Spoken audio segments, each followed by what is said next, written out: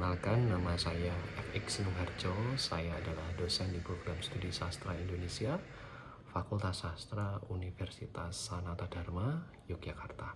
Bidang ilmu yang saya tekuni adalah linguistik Indonesia, terutama terkait topik-topik mengenai makna bahasa, kosakata, kamus, dan bahasa yang kaitannya dengan masyarakat.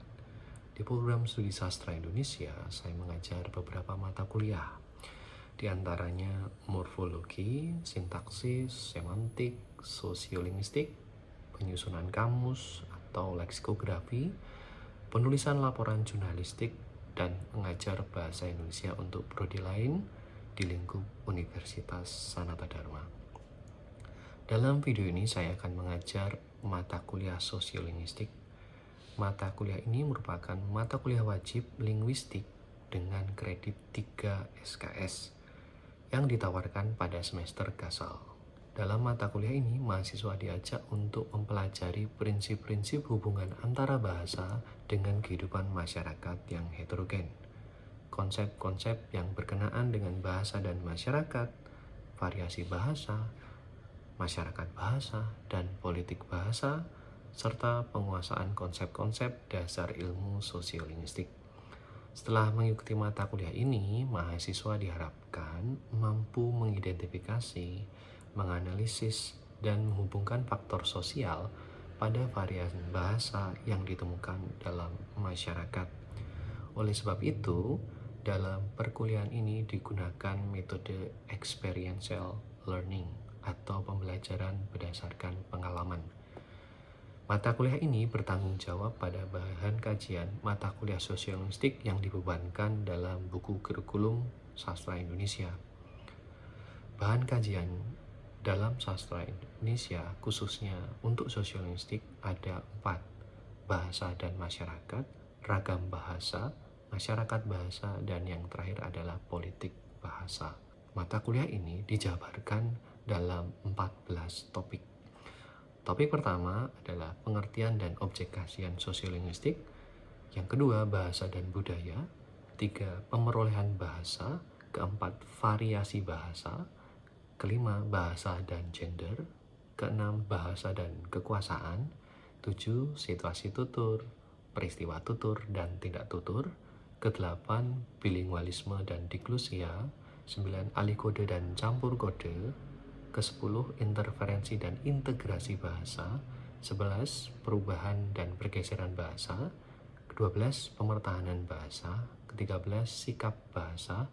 Ke-14, perencanaan bahasa. Interaksi antara mahasiswa dan dosen dilaksanakan secara langsung di dalam kelas atau di WhatsApp grup kelas yang berisi mahasiswa dan dosen. Dalam perkuliahan ini ada aspek yang dinilai. Ada 4 komponen nilai dengan persentase yang berbeda-beda.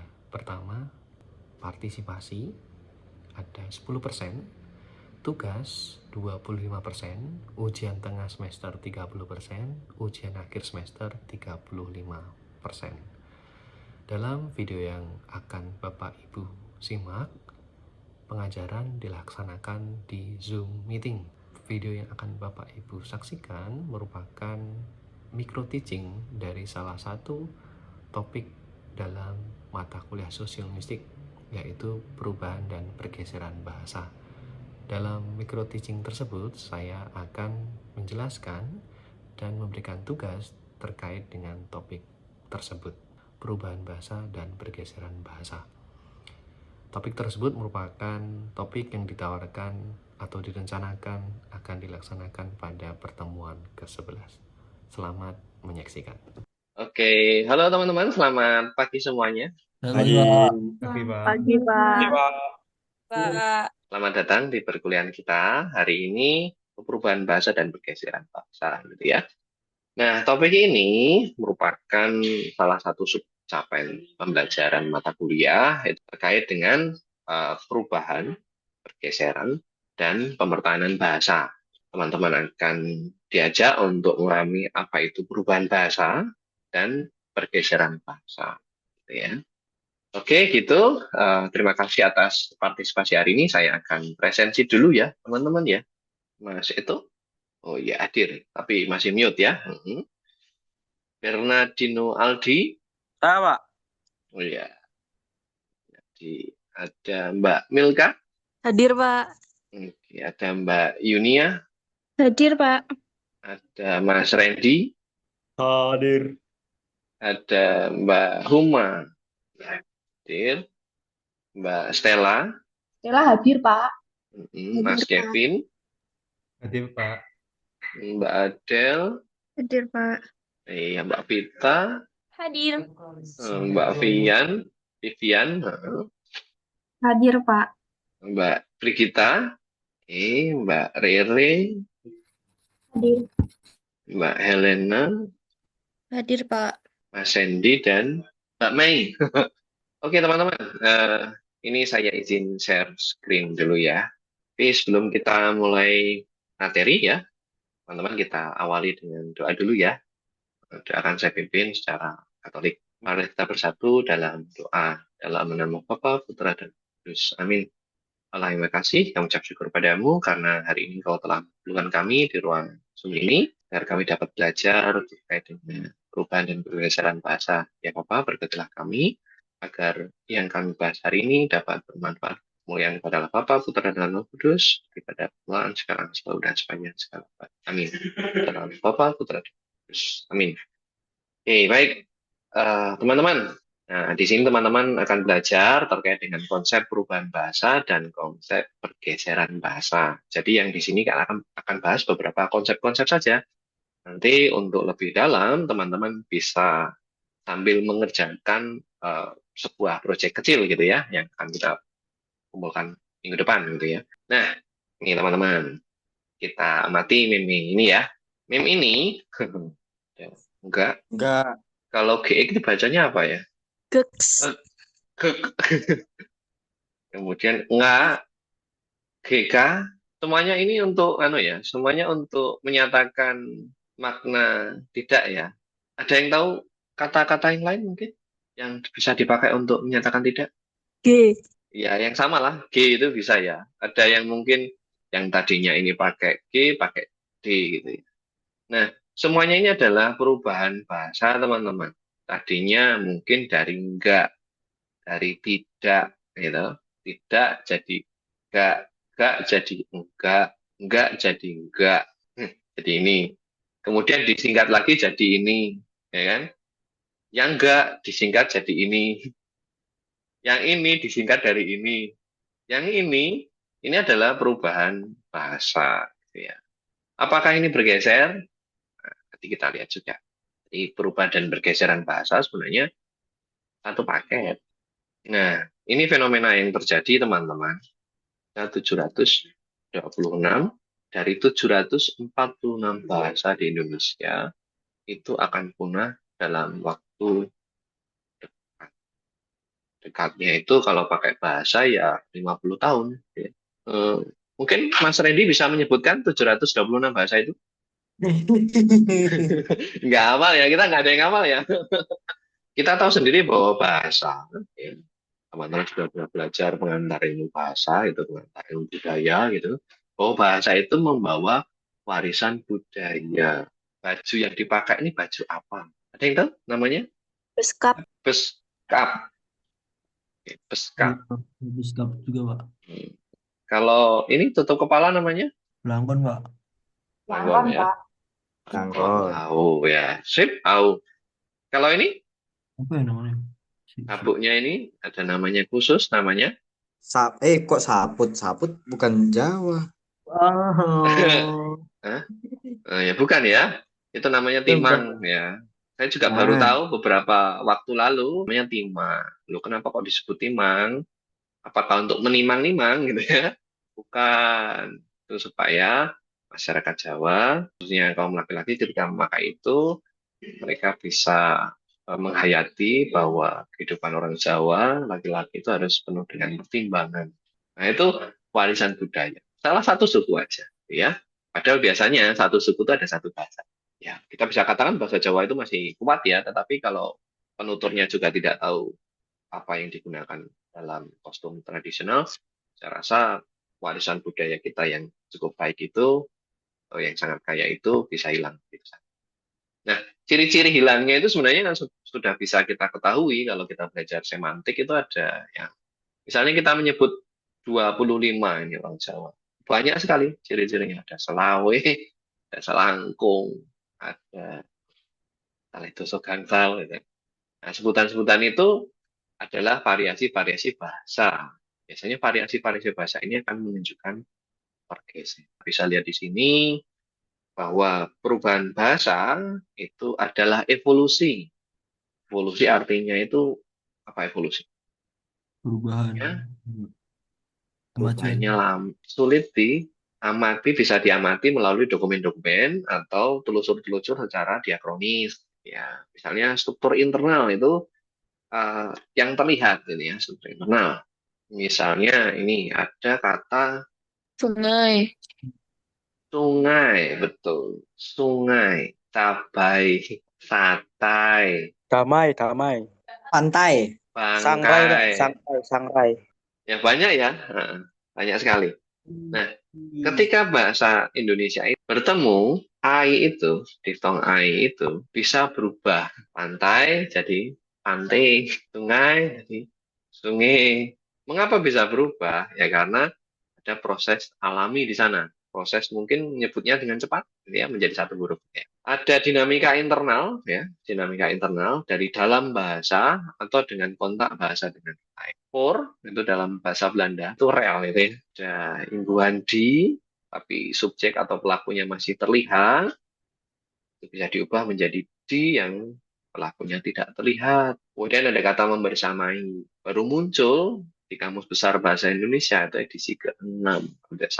Nanti kita bisa baca di ini kolom Kompas ya. Kalau kita lihat sebenarnya yang paling banyak berubah itu justru kosakata. Kita bisa melihat dulunya ada kata pembantu rektor. Tapi kalau sekarang nggak ada pembantu rektor itu. Oke, kita lanjut ya. Apa sebelumnya ada pertanyaan teman-teman? Oh, Mas ini mau tanya. Iya, boleh. Iya. Tadi kan udah dijelasin kalau dari 746 bahasa itu sekitar 726 tuh bakal punah. Nah, menurut saya ya Pak ya, apakah data tersebut didapatkan dari hasil penelitian yang cukup lama atau hanya bagaimana ya Pak ya? Soalnya sebagai penutur asli mungkin bahasa tersebut nggak merasa bahwa bahasanya tuh akan hilang gitu loh Pak. Itu aja sih Pak. Oke, ya. Apakah itu dilihat dari penelitian yang apa namanya cukup relevan gitu ya, Mas Dendi ya? Dan kemungkinan bisa digarisbawahi di sini bahwa punahnya itu bukan hilang lost gitu ya. Ada namanya peleburan. Mas Dendi sedikit tahu bahasa Bali seperti itu. Nah, itu melebur, tapi tidak ada penutur sejati dari bahasa itu. Jadi ketika nanti membuka kode-kode kebahasaan, misalnya mantra-mantra, naskah-naskah, itu nggak bisa. Jadi bahasanya itu berubah. Mungkin saya agak terlalu ekstrim ya kata punah ya, tapi itu berubah. Seperti halnya ketika kita nggak bisa membaca naskah kuno. Gitu Mas Sandy mungkin bisa sedikit menjawab pertanyaan. Terima kasih. Terima kasih Mhm. Pak. Iya, ya kita lanjutkan. Pendorong perubahan itu ada internal dan eksternal. Kalau internal, mungkin dari sistem bahasa itu sendiri. Di bahasa Indonesia, sistem imbuhan itu memang sangat dominan. Sehingga itu dengan bebasnya itu bercampur dengan kata-kata lain. Bahkan kata dari bahasa asing yang punya struktur fonologi sama. Misalnya kata print, cetak ya. Jadi ngeprint, mengeprint, bisa dengan mudah lidah kita mengatakan itu. Menyeken, mengeshoot, ya kan? Itu mudah sekali. Karena sistem bahasa Indonesia itu memungkinkan untuk itu. Kita bisa menggunakan imbuhan di untuk menghilangkan pelaku dengan mudah. Karena memang sistem bahasa kita mudah, gitu ya. Atau kalau tidak, maka inovasi dari penutur itu mengubah bahasa kita. Atau perubahan yang diasalkan dari eksternal. Ya. Ada bahasa yang punah gara-gara pendatang, gitu ya. Ada media, seperti di media sosial misalnya, ada flexing, ada healing, ada apa lagi? Sounding gitu ya. Gitu. Jadi ada perubahan internal dan eksternal. Eksternal datangnya dari luar bahasa, internal dari dalam bahasa itu sendiri. Kita menyerap melalui alih kode dan campur kode. Ini sudah kita bahas sebelumnya. Oke, ini dipercepat ya oleh platform digital dan menunjukkan solidaritas kelompokan generasi muda ya. Kita nggak akan mengatakan flexing pada orang tua kita ya. Oke, kita masuk pergeseran bahasa. Sebelumnya apakah ada pertanyaan teman-teman? Belum ya? Oke, pergeseran bahasa. Bahasa itu bergeser ya. Tadinya menguasai bahasa apa, menjadi penguasaan bahasa apa. Intinya apa? Pergeseran bahasa adalah fenomena suatu komunitas secara bertahap meninggalkan bahasa ibunya, beralih ke bahasa lain yang lebih dominan. Ini bukan hanya fenomena linguistik ya teman-teman ya, tapi merupakan fenomena sosial. Nah, karena kita di sosiolinguistik, ya kita lihat bahwa ada fenomena sosial yang mempengaruhi bahasa. Kadang-kadang ini adalah cerminan ketidaksetaraan sosial dan ekonomi. Misalnya ini kemunahan bahasa Jawa Cirebon di Jatiwangi tahun 1950 ya, namanya evolusi ya, jadi dilihatnya agak lama. Ada bahasa Cirebon, bahasa Sunda, dan bahasa Indonesia itu hidup berdampingan. Tapi ternyata bahasa Jawa Cirebon itu bergeser menjadi bahasa Sunda dan bahasa Indonesia. Tadinya ada 3 bahasa menjadi ada 2 bahasa. Isolasi bahasa Sunda di Indramayu. Tadinya kalau dilihat di tempat lain, bahasa Sunda itu menginvasi bahasa Jawa Cirebon. Nah, kalau sini sebaliknya. Jadi ada sebuah desa itu tadinya penutur bahasa Sunda, karena terkepung ya oleh wilayah pemakai bahasa Jawa Cirebon, mereka beralih dari bahasa Jawa, bahasa Sunda menjadi bahasa Jawa Cirebon. Saling bergeser gitu ya. Nah, ada pergeseran ini juga terkait dengan prestis gitu. Jadi kita melihat bahwa ada bahasa yang prestisnya lebih tinggi atau menguntungkan gitu, sehingga lebih banyak dipelajari daripada bahasa bahasa daerah tertentu. Misalnya bahasa Melayu Manado karena dekat-dekat dengan bahasa Indonesia, maka mulai digunakan oleh penutur bahasa daerah lain di sekitarnya.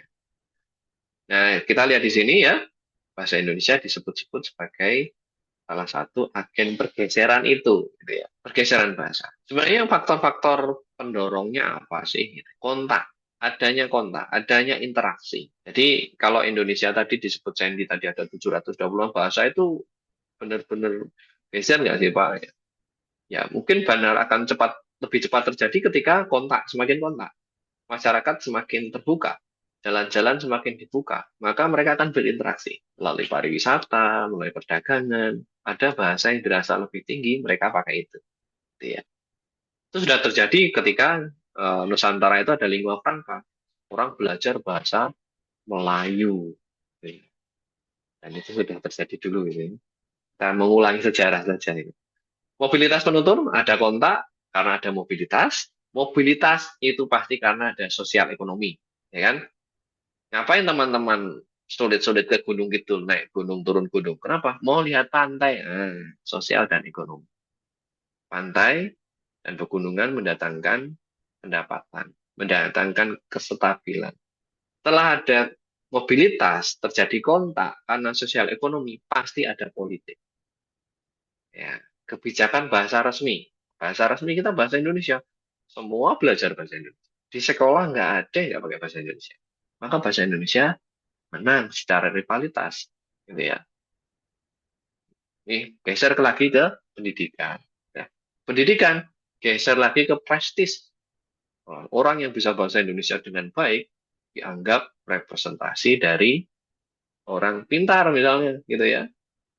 Seperti hanya bahasa Inggris ya. Kalau kita lihat dengar orang ngomong bahasa Inggris kan kayak cerdas banget gitu ya. Ya, seperti itu karena prestis. Prestis itu mendapatkan apa? Mendapatkan identitas. Nah, kalau kita mau komen atau chatting dengan penjual barang gitu ya, kita tiba-tiba pakai gantikan, sis, tin gitu ya. Yang kadang-kadang kita nggak pakai dalam sehari-hari. Kita lihat di angkringan Jogja itu kan pada ngomong om, padahal itu bukan om gitu. Media sosial, nah ini yang kita konsumsi setiap hari. Media sosial itu juga mendorong kita untuk melakukan hal-hal yang sudah kita sebut tadi, kontak, mobilitas, Sosial ekonomi meskipun mobilitasnya secara maya ya, berkaitan. Orang mobilitas, kontak ada sosial dan ekonomi. Sosial ekonomi ada politik yang menguasai politik melalui pendidikan. Pendidikan akan tercapai prestis, prestis akan menciptakan identitas, dan itu disebarkan melalui media sosial. Itu teman-teman. Oke, sampai di sini ada pertanyaan? Nggak sadar ya Belum. kita ya? Nggak sadar kalau kita belum. Oke, belum. Nggak sadar kita kalau kita itu sedang sedang dikuasai bahasa Indonesia ya. Nggak sadar ya. Oke, faktor pendorong utama ini. Nah, apa yang bisa kita lakukan teman-teman? Upaya revitalisasi. Revitalisasi itu bukan mengembalikan ke kondisi yang dulu gitu ya. Tiba-tiba orang yang tadinya sudah berbahasa Jawa Cirebon itu disuruh bahasa Sunda gitu ya. Sandy nggak boleh kalau nggak pakai bahasa Jawa Kromo Inggil gitu ya. Satu kata pakai bahasa Indonesia akan dihukum push up 1 kali. Nggak mungkin. Nah, ini kata revitalisasi, revital artinya ya menjadi vital. Kalau ini di sini kita ada Mbak Vita ya, nggak pakai L. Jadi kita berusaha merevitalisasi, menjadikannya penting kembali ya melalui beberapa hal. Di sini kita ada 2 ya sebenarnya. Ini fenomenanya saja, peristiwanya saja. Tetapi secara umum bahwa melalui pendidikan yang tadinya di sini itu faktor pendorong ya, pendidikan gitu ya, faktor pendorong pergeseran bahasa itu ya. Ya, kita geserin lagi gitu. Tadinya pendidikan untuk geser ke sini, kita buat lagi untuk geser ke sini lagi. Pendidikan. Pendidikan itu bisa membuat kita menjadi tahu bahasa daerah kita. Bahkan memungkinkan satu orang, misalnya Mas Babe, Mas Randy, Mbak Milka, dan yang lain, Mbak Vivin gitu ya, yang tadinya bahasa daerahnya cuma satu, nggak terlalu bisa, sekarang bisa bahasa daerah yang lain gitu ya. Mbak Vivin mungkin dulu bahasa daerah, bahasa Batak gitu ya, karena melalui pendidikan mungkin bisa bahasa Jawanya lebih lancar karena belajar gitu ya. Jadi melalui pembelajaran itu bisa digeser bahasa apa yang ingin dikuasai. Namun teman-teman nggak harus berhenti sini dan nggak boleh berhenti di sini. Kalau sudah belajar, kita itu ngapain gitu ya? Ya setelah belajar bahasa itu kita melakukan tradisinya. Tradisinya apa sih? Di masyarakat tradisional, kalau di Jawa misalnya, di Jawa itu ada wayang orang, ada wayang kulit ya. Oh, kok saya yakin itu angkatan saya ke bawah tuh nggak bisa itu nonton wayang kulit itu ya. Nggak tahu lakonnya apa, nggak tahu ceritanya apa. Nah, makanya di sini ada seperti itu ya. Ada program Merdeka Belajar, ini kurikulum yang kemarin, sekarang kurikulum akan ganti, pembelajaran mendalam gitu ya. Itu ada upaya ya sekolah dan komunitas bekerja sama untuk memberikan muatan lokal di sana, macam konten-konten yang dipelajari bersama. Salah satunya bahasa Lampung, gitu ya. Ada tradisi bertutur ya, batutur itu metode imitasi di sekolah dasar. Ini salah satu penelitian guru di sana bahwa dengan bertutur itu bisa melatih keterampilan berbahasa ya, Sumbawa ya. Saya rasa 2 contoh ini, 2 kegiatan ini bisa memperkuat kita dalam merevitalisasi. Tantangannya apa? Tantangan besar ya, psikologi masyarakat. Ya, masyarakat kita masih berorientasi pada kepentingan ekonomis, praktis. Kalau aku bisa bahasa Inggris, berarti aku udah bisa dapat lowongan pekerjaan dengan lebih mudah. Kalau kita melamar kerja, mengajar, itu akan dilihat prestasi dalam bahasa asingnya atau TOEFL-nya berapa itu ya. Mungkin teman-teman melamar pekerjaan nanti harus bisa bahasa asing, harus menguasai ini, menguasai itu, dan semuanya memakai bahasa Inggris misalnya. Itu maka cara psikologis membentuk masyarakat bahwa kita perlu belajar bahasa Inggris untuk mendapatkan itu. Kemudian dukungan pemerintah ini belum optimal. Kita tahu ada pengajaran dan lain-lain, tetapi berhenti di pengajaran dan berhenti di Kementerian Budaya, gitu ya. Belum ada berlanjut pada kementerian-kementerian lain dan belum diaplikasikan pada sektor-sektor yang lebih praktis yang dekat dengan kita. Nah, kemudian kurangnya representasi bahasa daerah di media modern. jarang sekali media-media yang menggunakan konten bahasa daerah. Ya. Jadi ini seperti lingkaran itu ya, viral problem. Jadi ini ada upaya revitalisasi, ada tantangan juga yang kita. Begitu teman-teman, materi kita hari ini. Belum saya beri tugas, apakah ada pertanyaan? Belum ada, Pak. Oke, belum ada. Saya akan berikan tugas untuk hari ini ya. Nah, tugas hari ini teman-teman nanti membuat 2 kelompok dalam kelas. Kelompok pertama itu mengamati ya perbedaan bahasa pada generasi Z dan generasi milenial. Bisa pakai metode wawancara begitu, teman-teman datangi orang dengan kelompok usia generasi Z, milenial, kemudian bisa bertanya gitu ya, membuat daftar tanyaan bagaimana menurut mereka, apakah mereka mempunyai kesulitan berbahasa, berkomunikasi dengan generasi yang lebih di bawah gitu ya, apakah ada pernah ada salah tafsir antara mereka, salah pengertian gitu ya. Nah, perbedaan bahasa biasanya di situ. Nah, yang kedua ini bahasa di ranah sastra. Teman-teman nanti bisa ke perpus Sanata Dharma untuk melihat cerpen gitu ya, cerpen tahun 70-an, kemudian dibandingkan dengan cerpen tahun 2020. Nanti kalau kesulitan untuk mengakses cerita pendek 2020, saya punya akses untuk Kompas ID. Di sana ada cerpen-cerpen Kompas yang bisa kita baca. Nanti pinjam ID-nya Pak Sino berapa. Itu setelah itu teman-teman mengamati itu, teman-teman buat makalah singkat gitu ya, nggak usah terlalu panjang-panjang, teman-teman menjabarkan saja generasi Z ini nyebut ini pakai ini Pak, generasi milenial pakai ini Pak, gitu ya. Kalau di cerpen itu ngomongin sayanya pakai saya Pak, gitu ya. Kalau ini pakai saya, oh ejaannya berbeda Pak, gitu ya, pakai ejaan lama dan ejaan baru. Nah, semuanya itu dicatat, kemudian akan kita bahas minggu depan. Gitu ya teman-teman ya. Oke, Oke, Pak.